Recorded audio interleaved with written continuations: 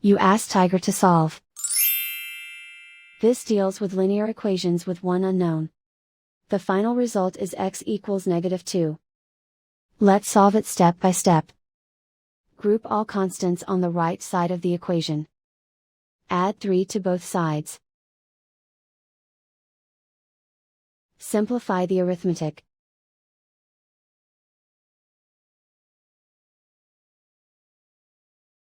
Isolate the x.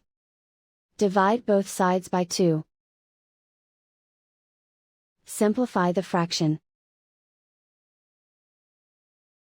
Find the greatest common factor of the numerator and denominator. Factor out and cancel the greatest common factor. And so the final result is x equals -2.